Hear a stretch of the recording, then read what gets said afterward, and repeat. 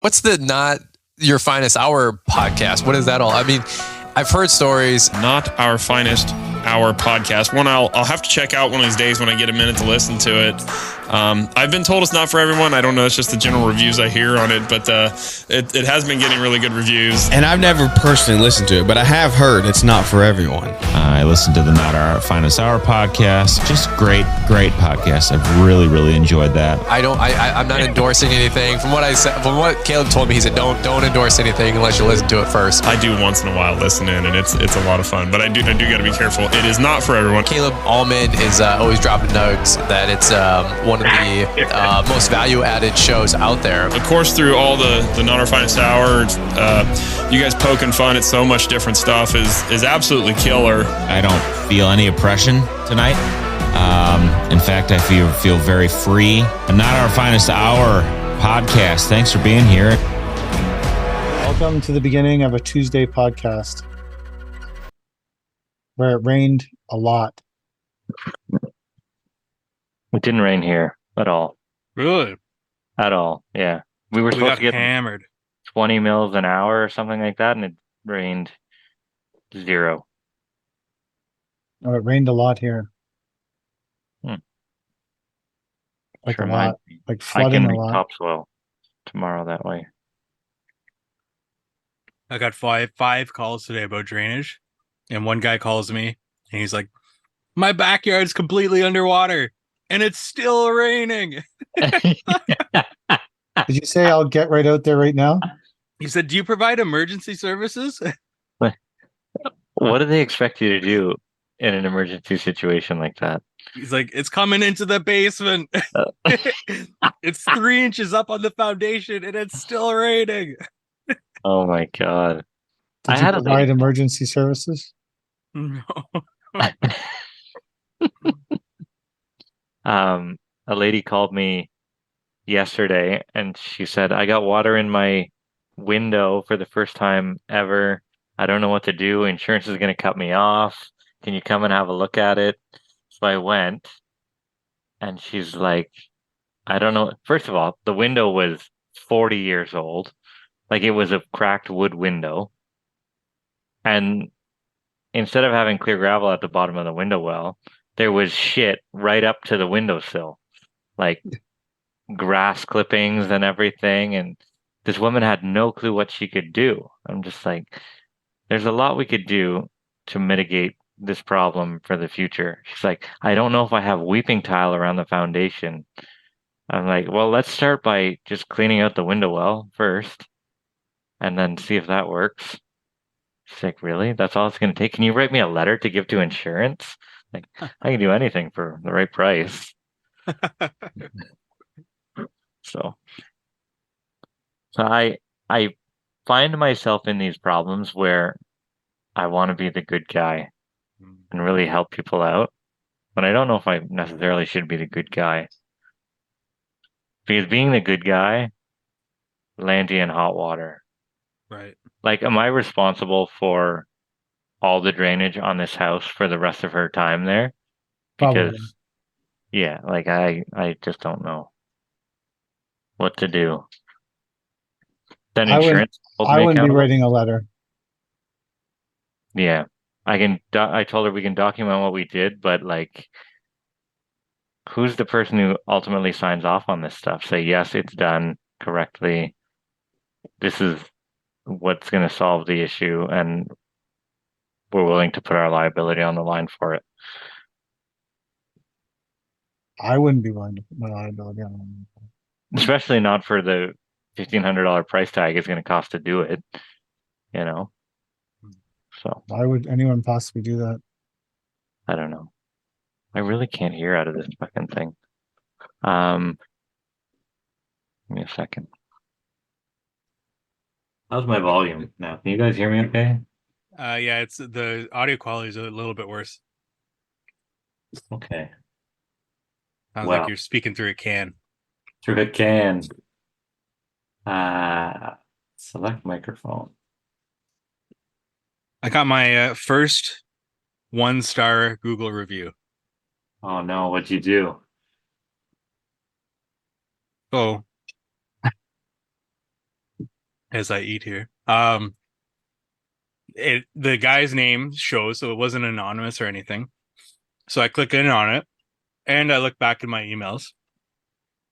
And first thing I do is I click in on it to see what other reviews he's left. One was in the Maya Riviera, 5 stars, great tacos. Other 3 ratings, 1 stars, all for landscaping companies. Oh. And then I thought, oh, what's going on here? But I recognized the name, so I went into my emails, I searched it up. It was a guy that reached out a couple of months ago that was leaving to Qatar the following week and wanted a trench done through his patio for a electrical to be set up for a waterfall. And I told him we wouldn't be able to take that on too tight of a schedule, and I'd be wary of anybody that would take that on because it takes 5 business days at least to get locates anyways. So your timeline doesn't work.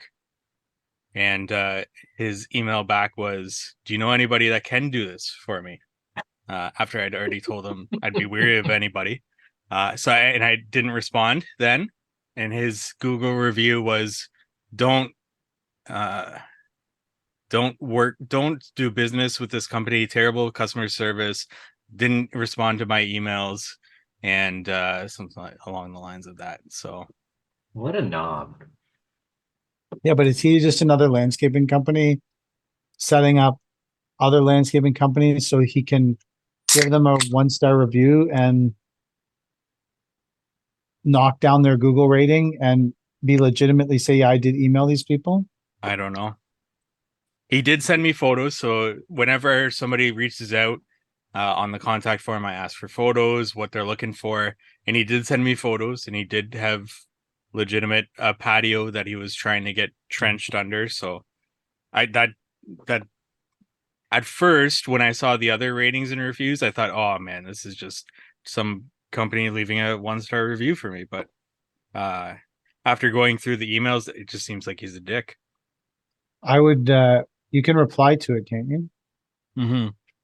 I would copy his email and send that as a reply saying, people who are leaving for Qatar, not high on my list of people that I immediately respond to because that leads or I would just copy and paste his email and your response. Yeah. And So then I reported it to Google. It takes 2 to 3 business days, so we'll see what happens with that. I reported a bad review last year. You got it removed too. I did. It got successfully removed in like 2 hours. Wow. It had the license plate of one of our trucks. It's because I looked up the things that will help them delete a review, and that was one of them. Yeah, I went with the first option, which was something to do with it doesn't make sense for this business or something like that. Because I saw online that that's what people choose usually, and it usually helps, but we'll see. I chose personal information was revealed in photographs. Right.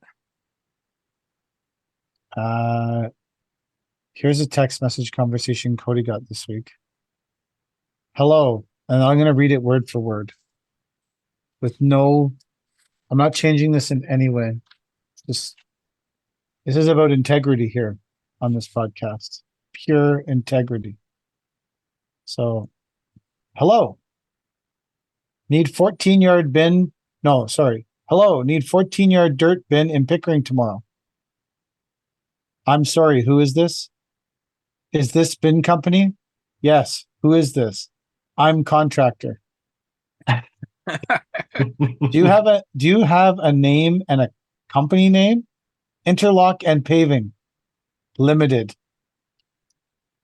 Your name is Armin. Unfortunately, the trucks are booked. Go, Cody. I don't blame her though. I don't either. Can you blame her? Like, she's just looking out for the best interest of the business. To me, that sounds a little shady. I think it's great that she did that. I congratulate her for not asking me whether or not she could tell that guy to fuck off.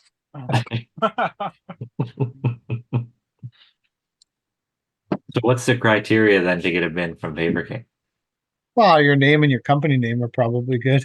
Well, he gave his name and his company name, but that wasn't good enough. I don't, well, interlock and paving? I don't know. Limited. Limited. Wow, we should Google that. Google it right now. Interlock and paving limited, Mike. See what comes up. Maybe we fucking walked away What's from it's a monster from Pickering?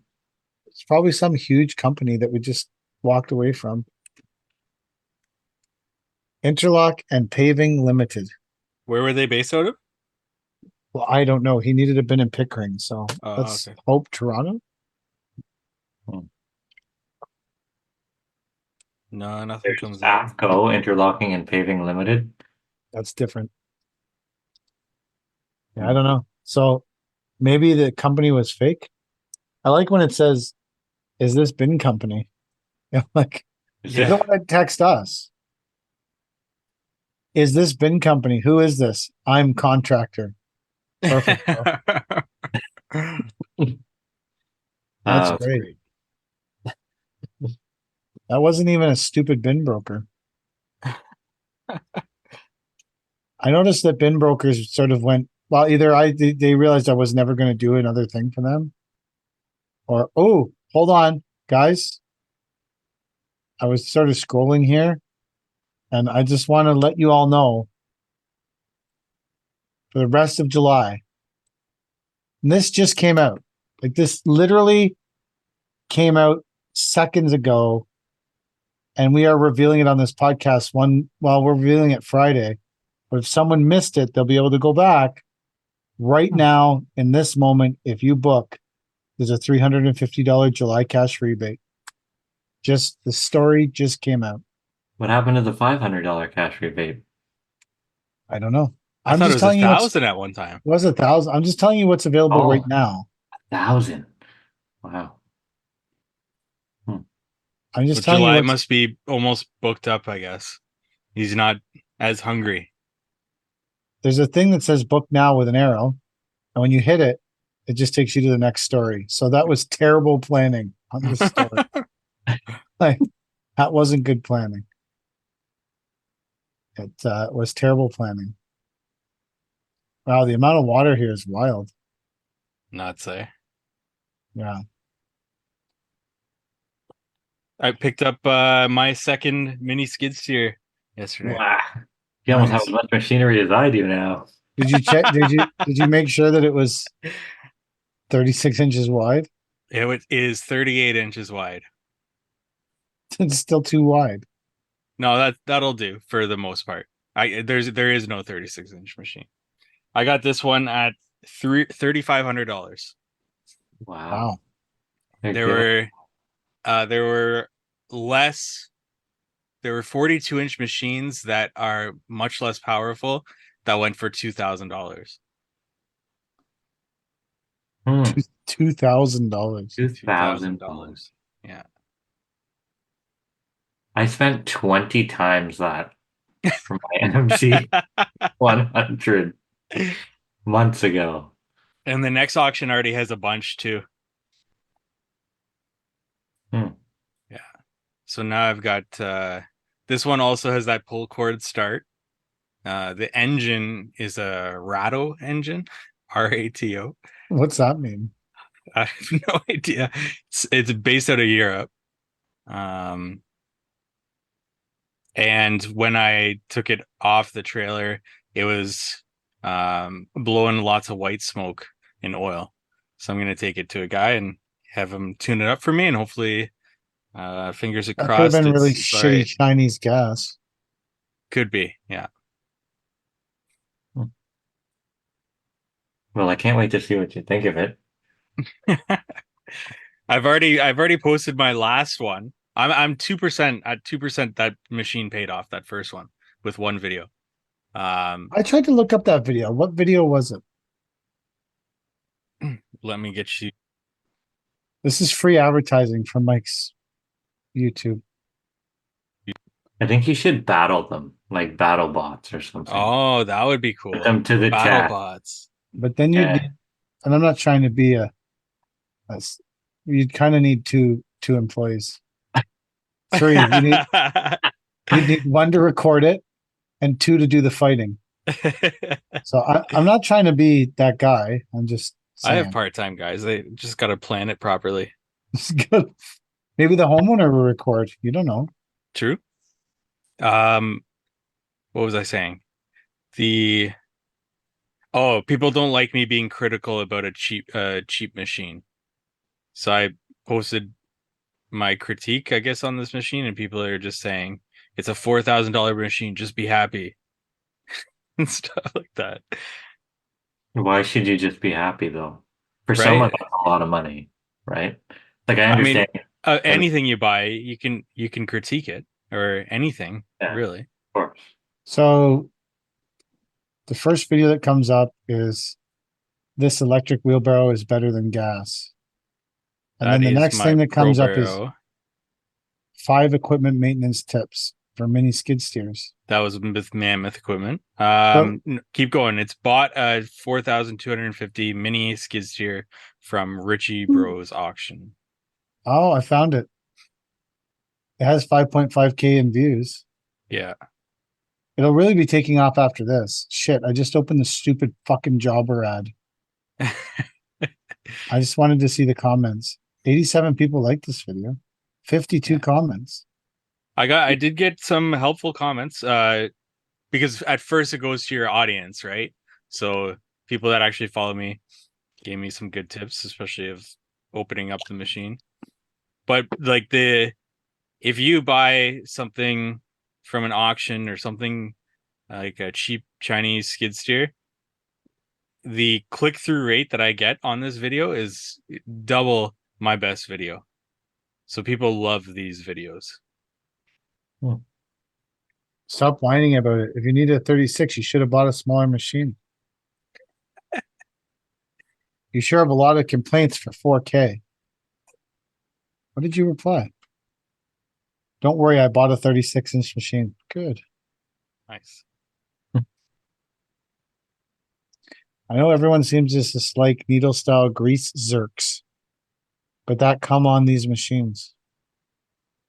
They are less likely to get broken than the standard grease nipple. Keep a spare fuel filter handy. So you're gonna put premium grease zerks on a not premium machine? I didn't even know there were. They're saying that you should follow. This guy's saying you should follow your own fucking advice and do a full maintenance to the machine. If you watched your maintenance video, you'd be able to do it. Did somebody say that? No, they're just telling you to do maintenance. I added okay. that part because I thought it was funny. Maybe I'll comment saying that. That maintenance video was all Mammoth equipment advice. Some users report that changing out the fuel and adding an inline filter was key to making theirs run correctly.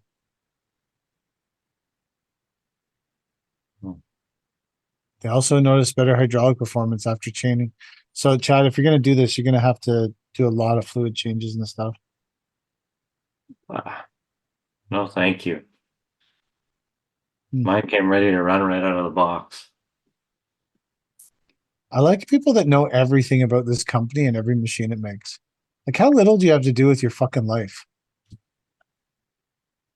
AGT makes several models found at auctions, and some are narrower, like the LRT23.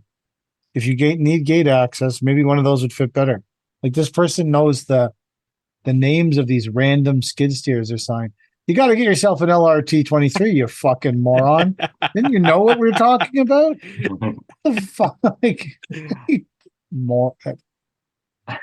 The hood in the front lifts up, and that's the hydraulic oil cooler.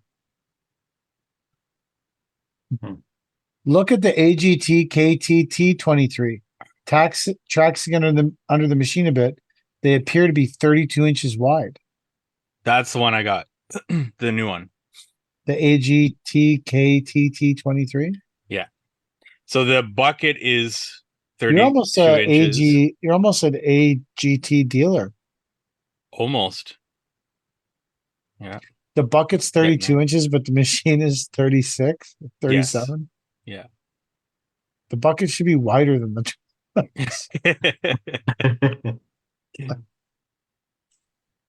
The bucket they tried to sell us, well, sold my partner on the, what's the little ride-on Kubota, was so tiny K1000 or something. The stand-on skid steer there. The bucket was so tiny that they tried to give him. He's like, this is no good for anything. You had to get a high capacity bucket in order to do any work with that thing. It was smaller than a wheelbarrow bucket. I know that DPR has one and they have two buckets for it, I think. A big one and a small one. Hmm. We put teeth. I like the teeth on the bucket. There's teeth on that bucket? We put teeth on our MT100 buckets. Mm.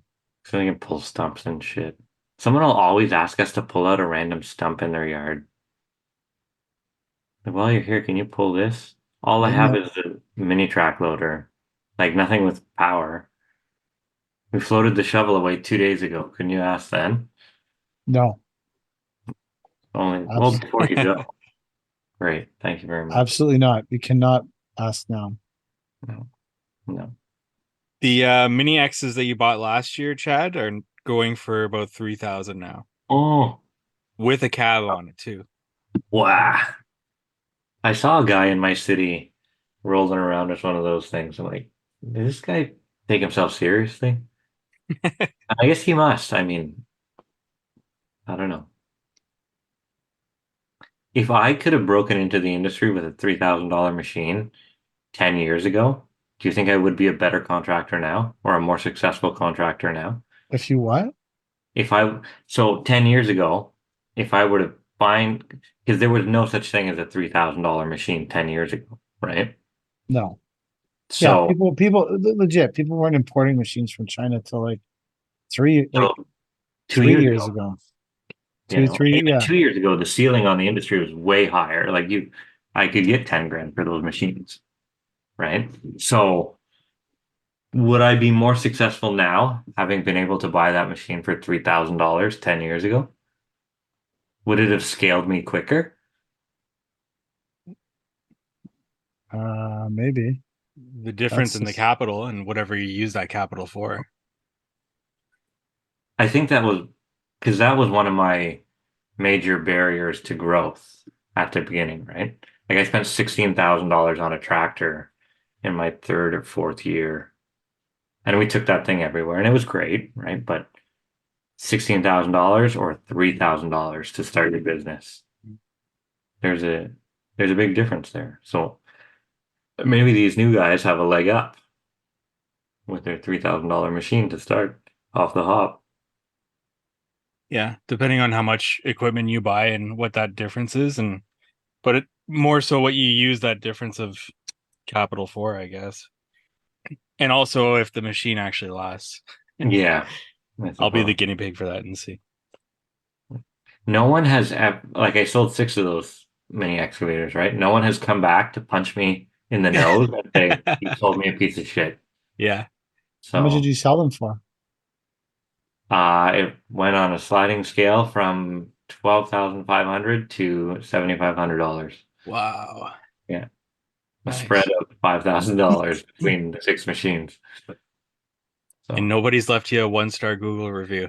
yeah, I don't even have Google reviews, so maybe it's for the best. Uh, I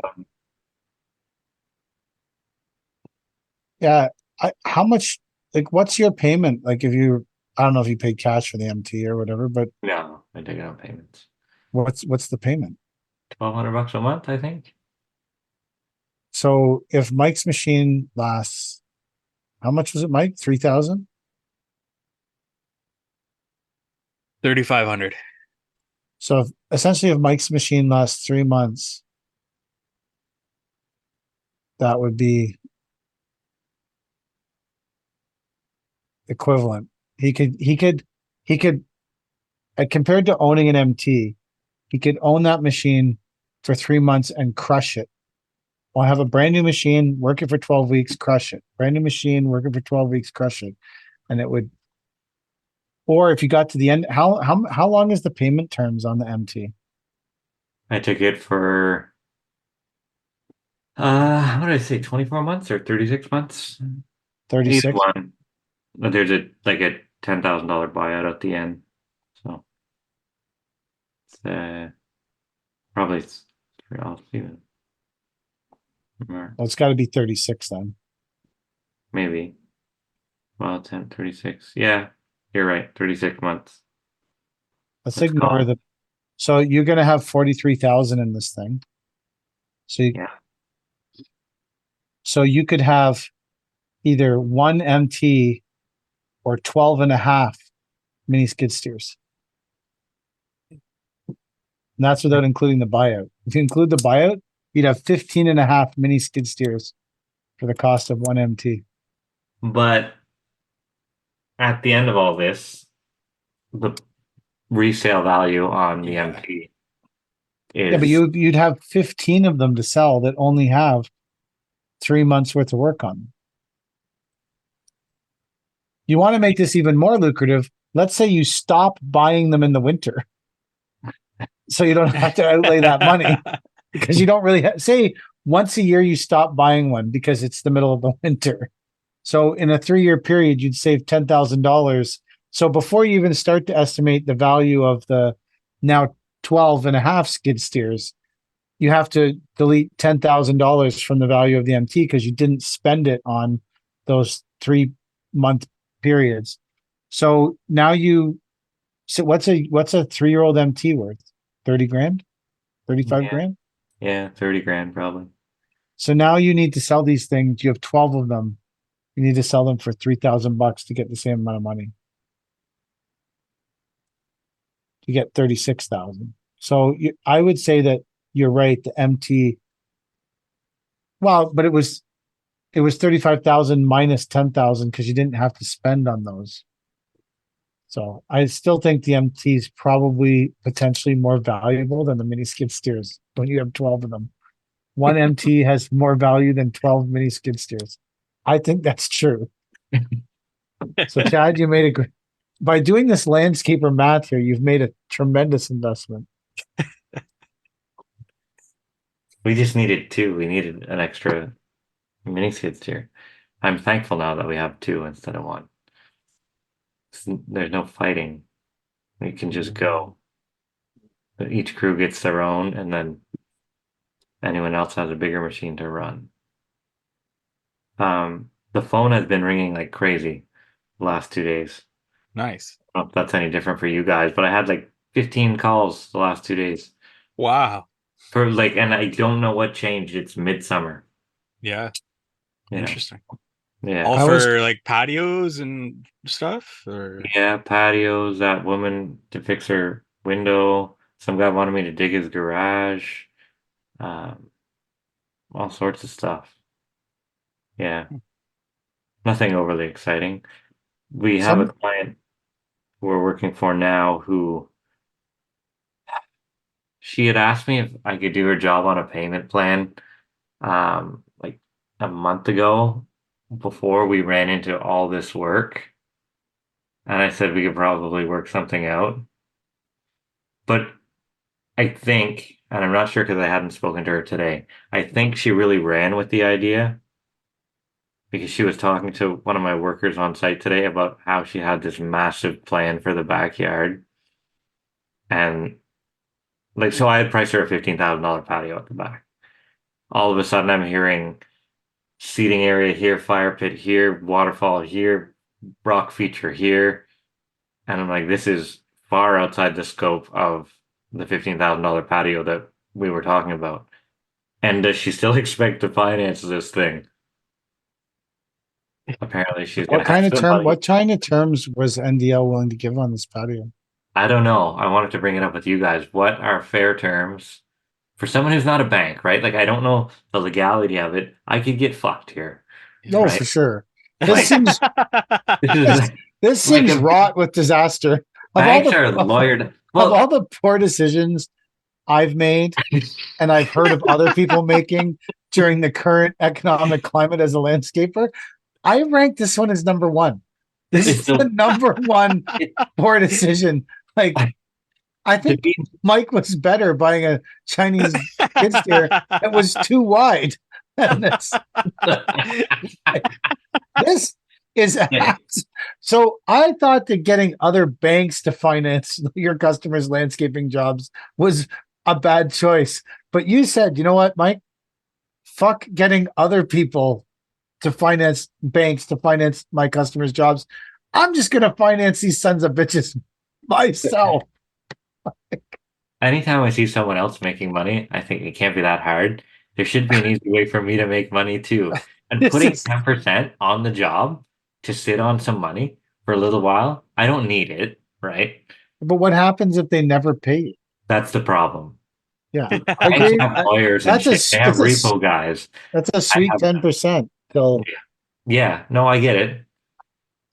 But the rest of the world, only at this podcast, you go to any other landscaping contracting podcast, you will find people saying you got to have a structured contract, 25% up front, 25% on the first week, 15% on the last day. Never leave more than 5% before you leave before the last day. Make sure it's all paid up. Make sure you're billing properly. Here on the Not Our Finest Hour podcast, we say, listen, we'll do some work and you pay us when you feel it. We won't even work out an actual payment plan. We'll just hope for the best when the job is completed. This is far and away one of my favorite things you've ever done, Chad. Because this is something I would have conceived of doing and I might have done. And now I'll know that it's not a fit test because now the client is looking around. Normally you have clients looking around trying to squeeze you for an extra saying, ooh, like I need to extend this 10 feet. How much are you going to charge me? This client's like, oh, this guy's not charging me nothing. Water feature, fucking sitting area. Oh, yeah, just put it on the line of credit against the house that doesn't exist. yeah, yeah. I don't know. I would What are you keep it. gonna- I would say to her the budget for the payment plan is 15,000. Yeah. Once you get past 15,000, it's pay to play. What are you gonna do if she comes to you and wants all that and priced out and added to the job? Add it to my tab. Chad's going to say, well, I warranty it for 9 years, so pay me for 9 years. That way, when I have to come back, it doesn't matter because you're still, you know what this job is? This job is the Rick DiPietro of landscaping. Oh man. You gotta explain that one to me. I don't. So Rick DiPietro was a first round pick of the New York Islanders, a goalkeeper, and he signed a 15-year deal and only played, I think, 2 years of it, and then they released him. So I'm this job is the Rick DiPietro of landscaping. He's still getting paid, I think. He's still getting paid, yeah, for sure. Nice. Good for him.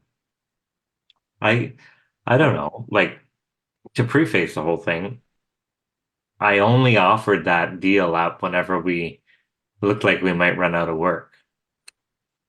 So now that we're well padded with work, I can't just pull the rug out from under this woman with all her hopes and dreams to have a beautiful backyard. But I also agree I don't have to do $50,000 on credit. You know, You think that's what the upgrades are worth? I don't know. Did you also bid this job in the low 20s? No. This was. I just bid a job today. Like I just literally bid it before we did this. I was going to bid 25 and I said, fuck it. I want to go low 20s. So I bid $24 a square. Wow. Oh, it's a big, huge open area that will probably lay in 2 days. So Yeah. So probably make an absolute fuck ton of money off it. But yeah. I You did. took the cash rebate off of it to start, as opposed to at the end. Well, it's 2,500 square feet. So let's do the math on that. So let's do 350 divided by 2,400. So yeah, I took 14 cents off right off the hop per square foot to get. I wanted to incorporate the cash rebate directly into the square footage fee. Nice. So I don't know if we'll get the job, but it's a nice local job, so it was worth taking a shot at it. So. Am I better off to offer the client a cash rebate than I am to offer financing. Yes. You're 1,000% better to offer a cash rebate. Yeah. This is the craziest thing I've ever heard of. I love it. Like, We're breaking new ground. If you go to the Mulder Life podcast or the Kid Contractor podcast, you will never hear groundbreaking ideas like financing your own jobs with your own company's money. okay, let's play devil's advocate here, saying we do this and we go through a $15,000 patio on credit, on terms. How much does it cost you to build the patio? Let's just ballpark it. 10 Well, grand? $15,000 patio, 10 grand? divided by, let's say, what's our cost? Maybe $5 a square foot. To buy it? What are you buying? What are you buying? Boo doo boo. Blue and base, maybe more than that. Maybe let's say But $6 or $7 a square How foot. how big is the patio? I can't remember now. You can pull up the quote if you guys. Well, it's 15 grand. You're low 20s. So let's just Yeah. divide 15 grand by low 20s and we'll get the square foot. After you said that you were going to finance it for her, did she upgrade to porcelain? So it's 625 square feet if you charge 24. Okay, so what's the cost on that? Let's say $8 a square foot. Well, you got Material. polysand, edging, geotextile, gravel. I would say probably like if you're buying ULB blue from Block Techo. I don't know what's that stuff. Is it the high def finish? Is it the? I mean, this is No, getting my God. financed. This is getting financed. So why wouldn't you get the the HD finish? I Like if it's getting financed, go out get the Mercedes. Yeah, exactly. That's Why what I'm would saying. you? Why would you settle for the AGT K5 7426? That's 32 inches wide when the track's at 34. Why- You're definitely installing the permeable jointing compound, not the yeah, poly. you got to do it on Oh, Yeah. actually, what you got to do is that Romex stuff that you mix in the cement Yeah. mixer and spread because it's supposed to Commercially be rated. supposed to be amazing and effective, but I can't imagine a slower process. Maybe that's what you should bust into. Yeah, do it on that. So 625. Let's say all in your materials are $10 Yeah, sure. So $6,250. for materials, and that includes disposal and because even though you're dumping at your yard, you still have to truck it there. There's a cost to that. Yeah. Yeah. You can get from anywhere in Cornwall to your yard in half an hour. So, Mhm. Yeah. so How big's what the kind patio? of What's that? How big is the patio? we decided 625. 625 square feet. Okay.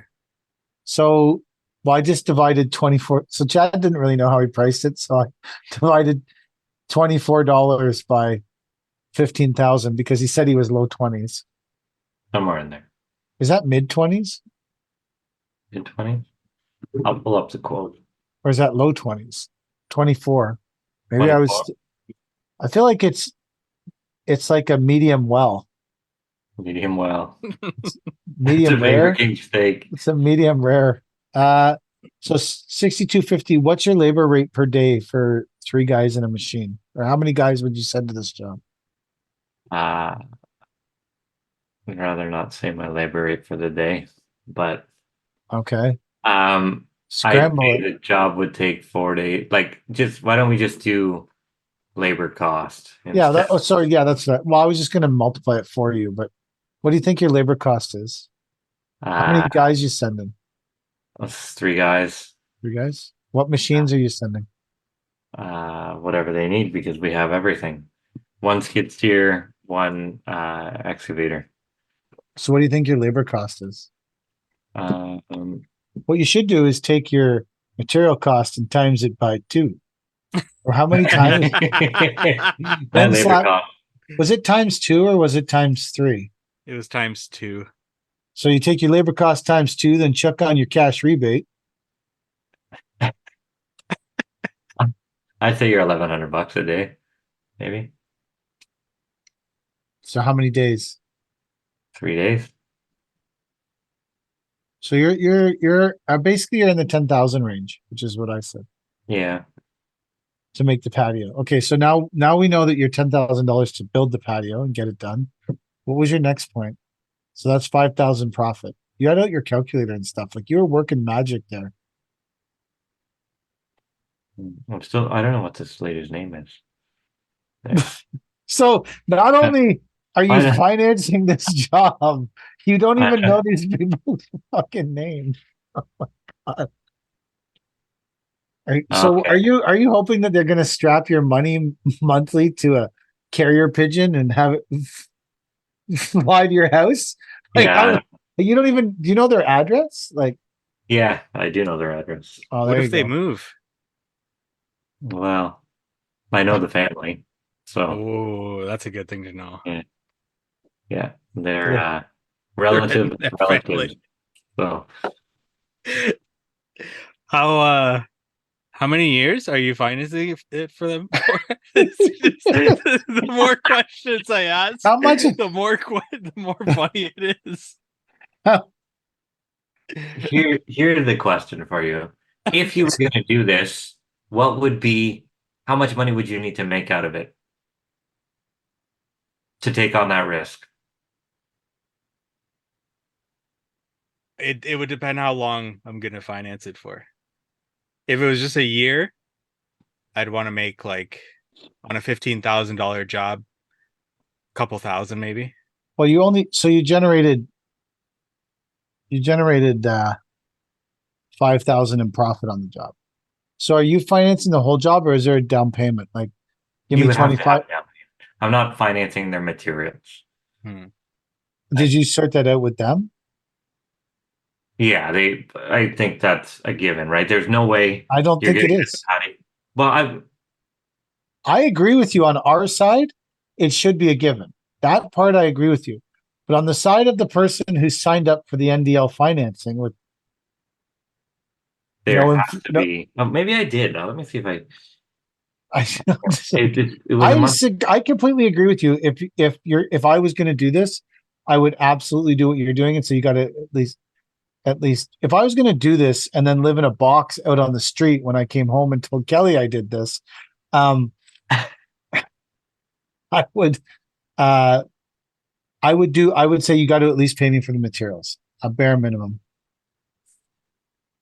Yeah, there's no way I need to be out their materials.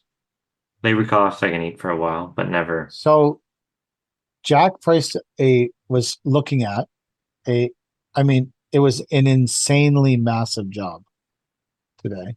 It was 24,000 tons of gravel. Thanks. And it was just a massive job, but the whole thing had to be completed in 20 days. And if you didn't finish it in 20 days, you got fined $1,000 a day for every day you weren't finished.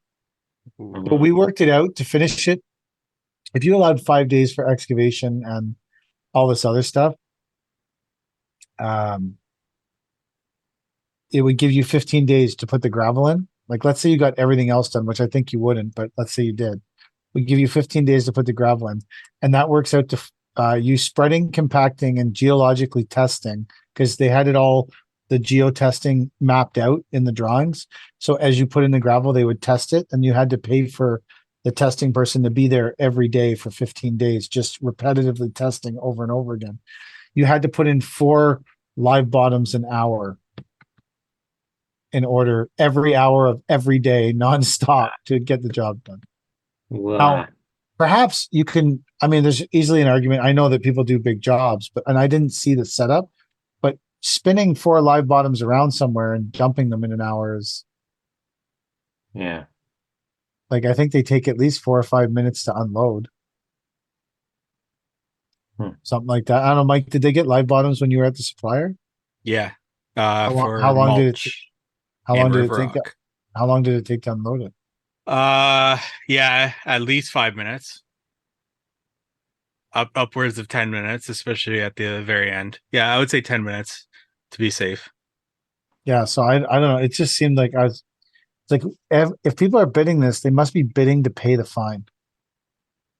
Mm-hmm. Like they must be like if we were bidding it, I would have said to Jack, put 30 days worth of because it also would fine you 7 days a week. Ooh. Yikes. Who takes this kind of job? So there was 4 people they asked to price it. We were the only people that turned it down. The other 3 people said they could get it done in the time period, which I don't know. Jack read it to me. Oh, well, I think I have Jack's text from it.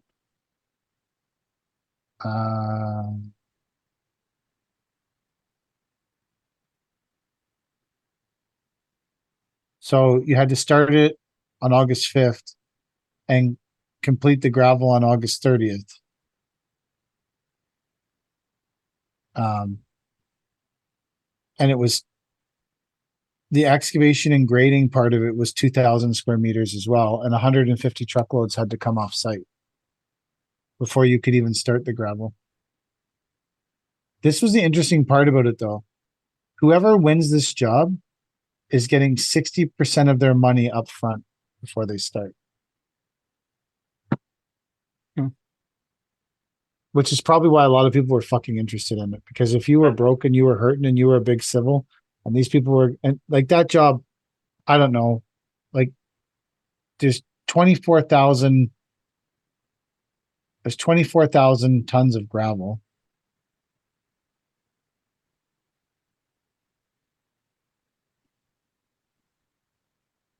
So there's $360,000 worth of gravel that's my cost FOB at the fucking pit with no trucking on it. There's no trucking, nothing. That's just to my cost of gravel or whatever, 360,000. So, I mean, I would say this job you're looking at turning. They're saying the whole thing, all the other parts of it also have to be complete by September 30th. So you're starting August 5th, you're finishing September 30th, and I bet it's $2 million worth of work. Maybe more than that. Could be even more. And they're going to give you 60% up front. So they're going to hand someone who's done nothing. Say the job's worth 2 million. They're going to hand someone like 60%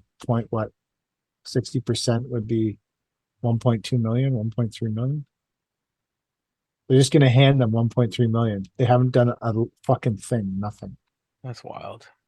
I would be worried. I would be worried they're going to give you 700,000 on the other end. That's what I would be worried about. Bust your ass to get it done in 30 days, and then they're fucking. Yeah, we were the only people who walked away. Wow. What is the work for again? It's building some huge parking lot somewhere. For like a city or? No, it's a private place. Oh, okay. I would guess with a parking lot that big that it's a trucking company or something. It's got to be some kind of company like that. But I've never heard of a commercial job giving you 60% up front. Yeah, never. Don't get anything up front. I've never gotten anything up front for a commercial project. Not a penny. Neither have I. Sometimes they're hesitant to even give me a PO. Yeah, been there. But they want you to start. Let's just start. When are you coming? It's never can get the check at the end. When are you coming? And then by the end of it, great, everything looks good. Okay, remember, send the check now. Oh yeah. We'll send the check. And then months go by with no check. You've technically financed all those commercial jobs. You're right. So why is it so unreasonable then to ask me to do it residentially? At a 0% rate. Yeah. Wow. Yeah. Because that's... I don't know. It seems riskier somehow. Like Mike said, what if they move? What if they don't even own the house and they're just renting? So would an option be, as soon as the job is complete, to put a lien on the house? Yep. I know about that. Do you have a contract in place? Yeah, and it's nothing personal. Did that just cover you? Yeah. It should. It's nothing personal. You have a commitment to pay for this landscape now, and so I'm leaning the house. Yeah. as insurance. You only have 60 days to lien it. So Yeah, but if your payment plan goes beyond 60 days and they haven't made a payment, I would lien it and say, I'll pull the lien when you're right. That's a good way to just, even if it takes 2 years to pay, I have a lien on the house. So yeah, can't sell it. You can't do fuck all with it till. again, I'm not saying this is a great option. I'm not saying everybody should go out and do this. I think you should say that because that would like, Well, okay, everybody go. What do I give a shit if everybody goes tits up? this is the I new can guru. afford to do What? Well, But maybe this is the. I want to be left out of this. I don't want to be held liable for any of this. So I will say for myself personally, don't do this. You should be financing all of your clients' jobs. Like I've always done. I've right now on a pool surround, I have $20,000 in material laid. We haven't collected a penny from the client. $20,000 in material, probably another $8,000 in gravel on the site, maybe 10 grand in labor, and we haven't collected a penny from this client this year. And this isn't uncommon for us. That porcelain pool surround that I didn't invoice for that yet. That's been done for a month now, including all the work up the driveway and everything. Like I'm just not your average business owner. Do you think there's a danger when you don't invoice for things like residentially right away that when you do go to, because I'm before Kelly, I was not good at invoicing. And I don't remember ever getting burned by this, but do you think the longer you leave it, the more likely then Yeah. someone says, oh, Yeah. I don't like that tile, so I'm not paying you. Or they Yeah. forget they start to forget they owe you the money and they spend it on something else. Or I don't, does any of that seem like it could happen? I can definitely see where that happens. I'm falling back on the fact that these are professional business owners who run very successful companies. So they're obviously doing something with their money properly. And they're not going to forget about me. We have business relationships that are open. So Now my goal with after my experiences in the last 18 months, my goal is for any of these companies to control my money for as little as possible. that's a good goal. Because it came up today again with something that's going on with Kelly and one of the companies. We can pay you on Friday if you take a 2% discount. Really? And Kelly and I are both like, yeah, no problem, pay us. Because the longer that they have your money in their control, if they go bankrupt, you have no repercussions if you haven't already liened them. Like once it passes 60 days, if they have your money, you have no repercussions against them. You can't put a lien on, you can't do anything. So if someone's willing to pay me in 30 days and take 2%, I was never out of control of the money, sort of. That's my new theory. Any general contractor could go bankrupt any minute of any day, and all their accounts could get seized by the CRA. They could get seized by the banks. Doesn't matter how big they are. Like anybody could go bankrupt at any time or have their accounts seized if they're not paying their deductions, if they're not paying their HST, if they're caught giving cash rebates. So now I don't want anyone to control. I want people to control as small amount of my money as possible. A 2% cash rebate. Would you do a 3%? Would I do 3%? Yeah. It would depend on how I opposed to having to wait 120 days or 180 days.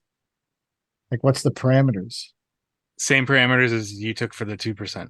Would you have taken 3%? Probably. They're going to be listening to this and use that. I don't think. I'm pretty sure it's not. It's a corporate policy. Yeah. Okay. Everyone does 2%. They'll do 5% per payment at the end of the week, and they'll do 2% per payment at the end of the month. Oh yeah. That is here, yeah. But payment at the end of the month is like net 30 anyway. You shouldn't be. Yeah. You should be giving your money up anyway. Right. You know. But they're basically establishing if you don't take one of these discounts, we're not going to pay you for at least 60 days. 60 probably. days. That's Can you What not they charge do. them for an No, overdue my account? God, No? they'll laugh at you.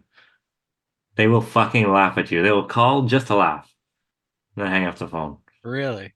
Yeah, you can't charge interest to anybody who's got a bigger cash flow than you. Hmm. They're not going to pay it. Well, you could, but they're probably not going to pay you. Yeah. Yeah. Because normally you would be signing their contract. They wouldn't be signing yours. Right. And you could put in things like, hey, we're going to pay you an eighth of what this job was worth. And now you get to carry everyone's warranty for the whole job. They could try to sneak in things like that. Yeah, exactly. Like that might happen. You never know. Who's more likely to get their money? Me doing this lady's patio on credit, or you doing Sitescapes work on credit?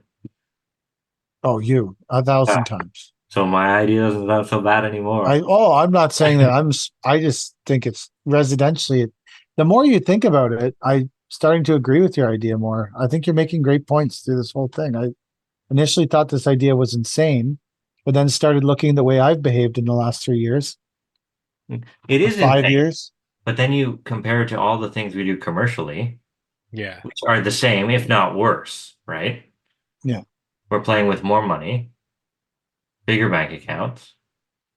If I lose on this one, I'm losing, what did we say, 6 grand, 5 grand? Well, you're saying that they're going to pay you for the materials, and we figured the materials are worth Yeah. 6,000. So if they're going to do payment plan after materials, the worst case scenario is you lose 9 grand. Yeah. Yeah. Well, I could lose 9 grand in my sleep. Yeah. Awake, I can lose hundreds of thousands.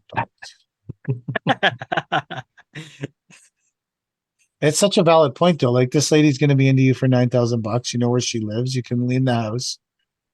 That fucking moron at one point owed me $650,000.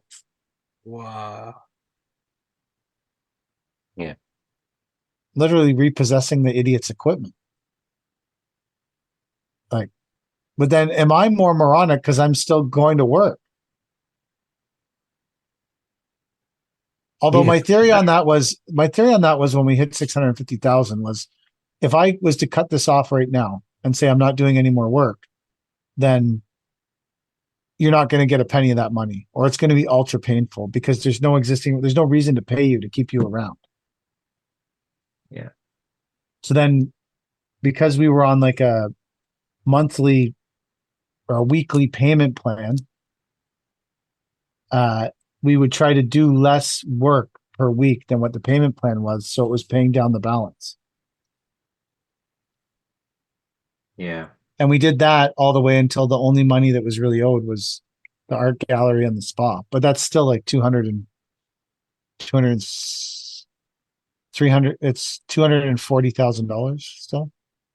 250,000. Like it's still a lot of money, but it's not as much as it was. So, I mean, we did substantially get, and in theory, the spa money we should get paid eventually at some point. But all of this wasn't one of my shinier moments.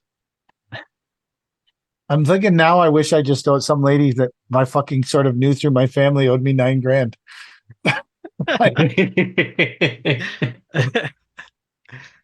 If you put little problems in front of yourselves, the big ones disappear in the back. Because we're still owed $300,000 too from other jobs and stuff, right? But I'm not talking about that. I'm talking about the lady who's gonna owe us 9 grand for a year. Is it a year? That was the terms? No, we didn't discuss anything. She was talking about getting a hot tub and shit like that. I'm just like, Are you Like- buying the hot tub?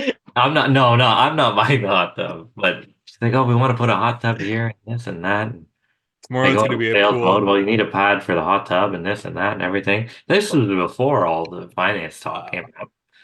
You know, She Did your guy- was gonna finance. Do your guys know you're financing the job, or did they just? Well, they do now because I don't know if the client was proud of talking about how I said we would finance it for them or not, but she told one of my employees that. Wow. So And he was laughing whenever he told me. He's like, "You told her you were gonna post that?" Your employee was like, "Yo, Chad, This is a stupid idea. listen, I like working here and I like you, so can we stop doing this? This isn't a good idea." What kind of so just as just we should, what kind of vehicles are these people driving and what kind of car payments are you competing with? Like, are you competing with a Lexus and a Mercedes in the driveway, or is it I didn't see. is it a Chevy Volt? Like, I didn't what? see. There was no car in the driveway. What does their front door look like? Every other one on the street, all the houses look the same. They're brand new. Mm. They're gonna want a sauna in the back and a sensory deprivation Well, chamber. they wanted a pool. They can. Do you do pools? They said we could put a pool in. Not like us, but our partner can put a pool in for sure in the back. Maybe next year. Okay, sure. Is your Can't partner buy down to yourself. finance it? I bet he would. Well, you could give a credit reference because Yeah. then they'll have to pay you for it. So whenever they're dealing with a contractor, they can put it on a finance plan, and you can be the credit reference saying, "Yeah, they paid me." That's it. They paid me. One of the things that would be a deterrent for this to me, other than the obvious things, was I suck at collecting money. Yeah. Like the whole process of having to go meet someone and fucking pick up I'm not good at it. Like I'm I'm not. gonna say e-transfer. We got a e-transfer. Yeah, okay, so $1 a month or whatever it is on I the still- first of the month. I still don't know how to do that, so that's not happening. But you could do it. Kelly can figure that out for you. Kelly knows how to do it. Yeah. I'm Every confident day you're late, we pull up one paver on the Ooh, job until we take it all back. nice. So if the job, did you tell them the job was 15,000? Yeah. Well, I gave them a quote for the job. Yeah. Did you include the interest rate in that, or are you going to add the No, interest no. rate after? This was before there was any talk of a payment plan, a finance plan on this thing. It's what's the price to build a patio? I told them 15,000, whatever. Put it in How a many- quote. Are there stairs in the patio? No, Jesus, no, not for 15 grand. So it's all it is a patio. Yeah, flat, just flat. So you're probably like 500 to 600 square feet. Yeah. Is it a 3-size random? Yeah. Oh yeah. No Blue, running bond? modular. Modular? Well, I can put a running bond if you want. What did you make? What promises did you make? Here's the Techo Ball catalog. We're gonna price blue because it's cost effective, and you need a cost effective solution back here. Do you think that Otherwise- Eva wouldn't be more cost effective? Eva takes longer to lay. Why? Because it's smaller? It's smaller. I'd argue that people get tired at noon and they have more production with Eva in the afternoon, just to play devil's advocate. It's also longer to sand because the bumpers are smaller. I'll give you that. The lines twist worse. Alright. I've done the thinking in my head. You can't resin this stuff. That's this Eva at all. Why are you resining the patio? Well, I'm not, but if you needed to, right? Well, it wouldn't be an appropriate product then. I agree with Yeah, you. yeah. But I thought we were looking to save money. Yeah. Because how much cheaper is it? Like $1 a square foot? So really you're only saving 500. So you could burn that up pretty quick and well, the only thing I would say is though, I guarantee there's less palmaric sand failures with Eva because there's just smaller joints and less palmaric sand. Yeah, that's true. That's true. Your chances of a palmaric sand failure, because 2% of it fails, 2 bags out of every 100 fail further than that's more accurate than last week, but or whatever week that was. But 2% of all bags just fail. They just suck. There's nothing we could do about it. There's 100 bags on a skid. So on every skid, there's 2 bags that are fucked. Can you like tag them or something? Like put a big, this bag is fucked. Don't pick it up. Yeah. I think there's 50 bags on a skid. There can't be 100 bags of sand on a Yeah, I skid. think there's 56 bags per skid. So there's 1 fucked up bag per skid. Yeah. Who's the unlucky person that gets that? Me on every try. because Do I you buy not- the whole pallet. I would What if say they that- palletized all the 2% bags? So you got a That's how full they get pallet that of too. yeah.